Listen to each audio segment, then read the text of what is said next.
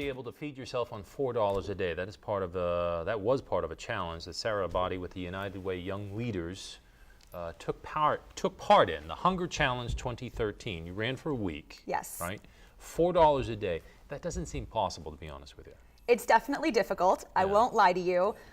It is feasible. It takes a lot of planning. Yeah, and the reason you chose $4 is because that's essentially the average for what used to be known as it's now SNAP benefits. It used to be basically food stamps. Yes, that's the average allotment per person in the state of North Carolina. Yeah, basically I can just see you eating ramen noodles again and again and again. But how would you?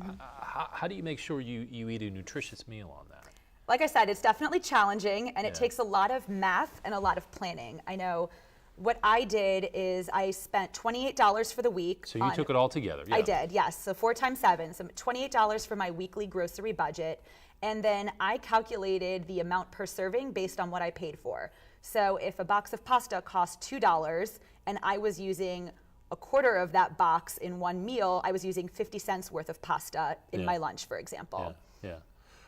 Were you able to at least put together a nutritious meal or no? I was. Like I said, it's challenging. Yeah, it takes a lot of planning. I think the biggest thing for me wasn't so much I had a tough time putting together nutritious meals. I didn't really have much variety in my diet. I had one meal that was rice, black beans, chicken, and broccoli. Because a lot of times, the cheapest food are the most processed foods. Definitely. I had to make a lot of tough choices at the grocery store when I was looking at what to buy. And then, of course, this would be compounded if indeed you were feeding a family on this, children, etc. Right. And the reason you're doing this is, reason you did this to raise awareness, but also to engage people. Absolutely. I mean, I'm very fortunate that this is something I chose to take on for 1 week, but for so many people in our community, this is their reality, this is their everyday. And hunger doesn't end on November 11th.